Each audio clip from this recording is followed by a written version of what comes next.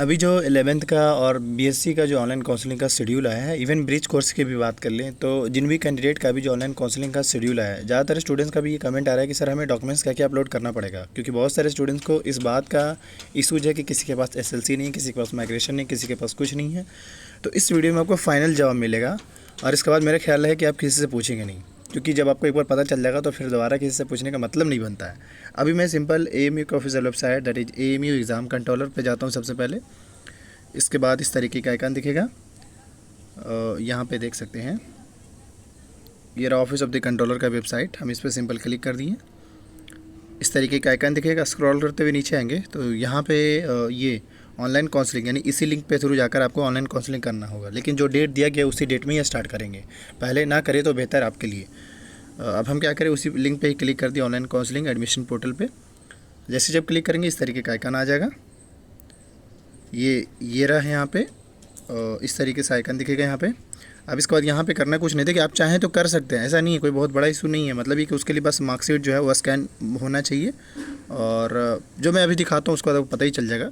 तो लेकिन उससे पहले मैं थोड़ा डॉक्यूमेंट दिखाता हूँ। इसी पे आएंगे तो आपको हल्का से एबव में देखेंगे कि ये काउंसलिंग पोर्टल है और उसके जैसे नीचे हेल्प का बटन है, इसी हेल्प वाले बटन पे क्लिक कर लेंगे, मतलब यहीं आपको हेल्प मिल जाएगा। इसके बाद जो है यहाँ पे यूज़र मैनुअल लिखा हुआ है, देख सकते हैं। हम इसी को ही सिंपल अभी डाउनलोड कर लेते हैं। इसको यूज़र मैनुअल पे क्लिक करेंगे ना तो ये डाउनलोड होना शुरू हो जाएगा। देखिए अब ये है जो है से डाउनलोड होना शुरू हो गया है। एक सेकेंड जी, देखिए अभी जो है ये डाउनलोड हमारा हो गया। अभी हम इसको जस्ट ओपन कर रहे हैं।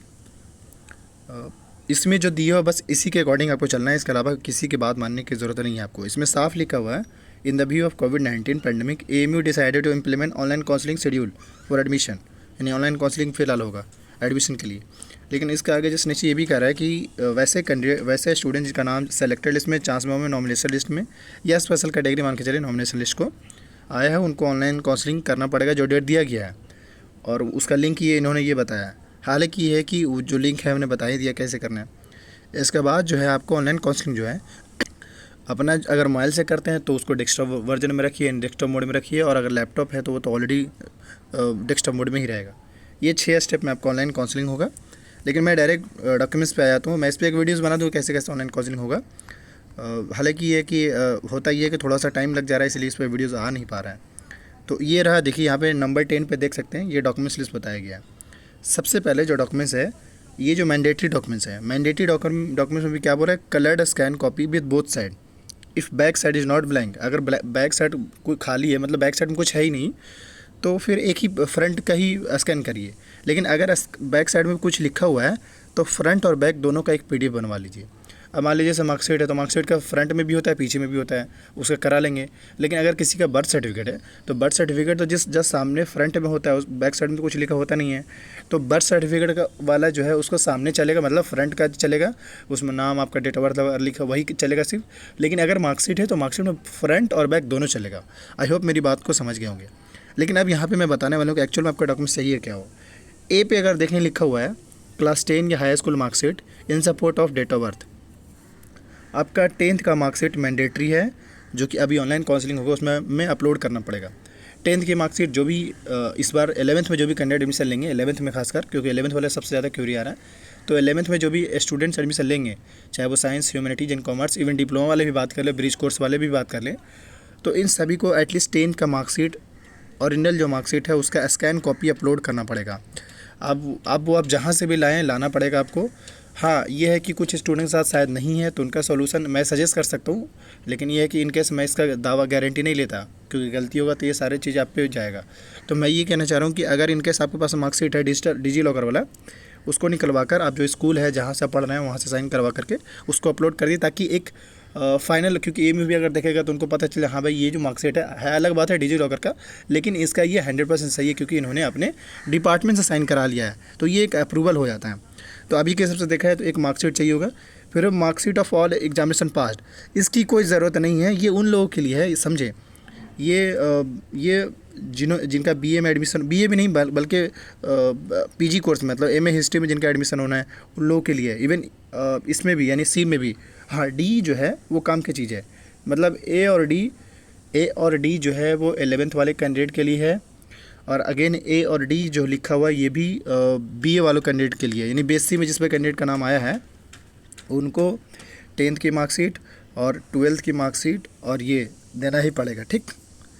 अब इसके बाद जो है समझे थोड़ा सा, मैं फिर से रिमाइंड कर दूँ, 10th वाले कैंडिडेट के लिए ओनली 10th की मार्कशीट और उसके बाद जो है स्पेशल कैटेगरी का सर्टिफिकेट अगर है अपलोड किए थे तो वो बस, इसके अलावा और कुछ ज़रूरत यहाँ पे नहीं है।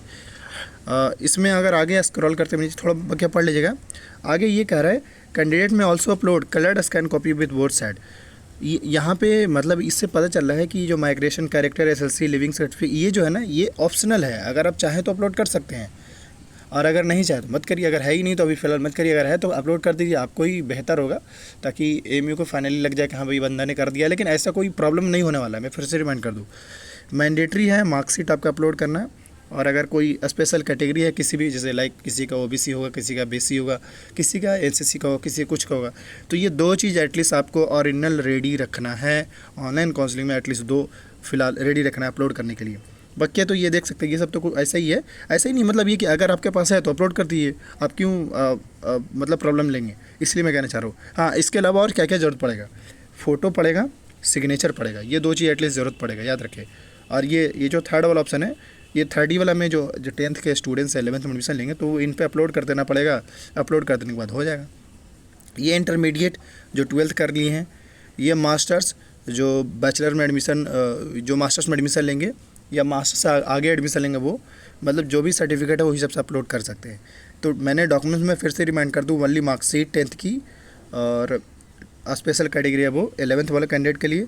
लेकिन जिनका नाम बीएससी में नाम आया, यानी कि बीएससी में हो गया, यानी कि जिनका बैचलर टाइप का कोर्स है, जिनका बैचलर टाइप का कोर्स है उनके लिए ज़रूरी है कि उनका 10th की भी मार्कशीट, 12th की भी मार्कशीट और अगर वो उन्होंने कैटेगरी डाला हो तो वो, ये 2 चीज़ एटलीस्ट, ये 3 चीज़ें एटलीस्ट ज़रूरी है बीएससी या बैचलर वाले कैंडिडेट के लिए। बैचलर में बीएससी हो सकते हैं, बीए हो सकते हैं, बीकॉम हो सकते हैं, इवन बीटेक भी हो सकते हैं, ठीक। तो ये मैंने डॉक्यूमेंट्स का, हाँ बाकी फ़ोटो सिग्नेचर तो वो चाहिए ही चाहिए होगा। हाँ, अब ये जो बताया जा रहा है ना ये मैंडेटरी नहीं, मैं बार बार कह रहा हूँ, मैंडेटरी जो है वो मेंशन है।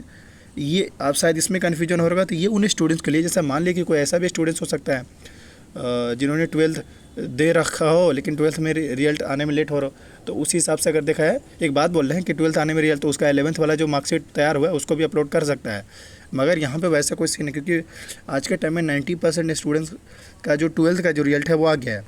हो सकता है उसका ओरिजिनल मार्कशीट ना हो, लेकिन ये कि डिजी लॉकर के फॉर्म में तो मेरे भी उसके पास हो गई, और डिजी लॉकर के पास फॉर्म में है तो मैंने उसका सॉल्यूशन भी बता दिया है। तो ये सीन रहने वाला है इस बार। और बकिया जो है ज़्यादा कुछ है नहीं, मतलब आप आराम से कर लेंगे, ऐसा नहीं है। अब मैं थोड़ा बैक टू बैक आ जाता हूँ। इस गाइड को मैं फिर से कह रहा हूँ, इस जो गाइड अभी मैंने बताया, इस गाइड को जब से आपका काउंसलिंग होगा ऑनलाइन उससे पहले 3 से 4 बार पढ़ लेंगे। जो चीज़ ना समझ में आए आप हमसे भी पूछ सकते हैं, अदरवाइज एएमयू का जो हेल्पलाइन नंबर है उनसे भी पूछ लीजिएगा, लेकिन पहले समझिएगा हाँ भाई पूछ क्या रहा है, पता लगे उनसे आप पूछ रहे हैं, आप खुद ही नहीं समझ पा रहे कि उनसे पूछे क्या, तो ये याद रखिएगा। देखिए अभी जैसे ही आपको क्या करना है, जो भी जैसे 19 तारीख जैसे ही आएगा आपका, तो सबसे पहले जो रजिस्टर का बटन दिख रहा है आपको, रजिस्टर वाले बटन पर क्लिक कर देना है। इस पर जैसे जब क्लिक करेंगे यहाँ पर देखिए अपना एडमिट कार्ड अपने पास रख लीजिएगा, क्योंकि एडमिट कार्ड का में ही रोल नंबर भी लिखा हुआ है और एप्लीकेशन नंबर भी लिखा हुआ है और डेट ऑफ बर्थ भी लिखा हुआ है। उसके बाद सिंपल सबमिट वाले बटन पे क्लिक कर देंगे। सबमिट वाले बटन पे क्लिक करेंगे तो इसके बाद जस्ट आप 2 चीज़ मांगे, एक ईमेल मांगा, ईमेल मांगने के साथ ही ईमेल पे ही एक ओटीपी जाता है, ईमेल पे जैसे ही डालेंगे उसको वेरीफाई करने को कहा जाएगा। जैसे हम लोग फेसबुक अकाउंट में कैसे डालते हैं तो वेरीफाई करने को कहा जाता है तो ओटीपी आता है, वैसे ही यहाँ पे भी है। इस तरीके से जस्ट मोबाइल के साथ भी होगा, मोबाइल का साथ भी वेरीफाई होगा।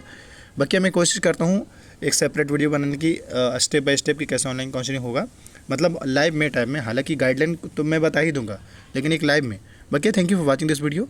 एएमयू के अपडेट्स अगर आप अपडेट रहना चाहते हैं तो इस यूट्यूब चैनल जरूर सब्सक्राइब करें। साथ ही कोई भी क्वेरी हो तो वीडियो का डिस्क्रिप्शन बॉक्स में इंस्टाग्राम का लिंक आप मुझे मैसेज कर सकते हैं। Thank you for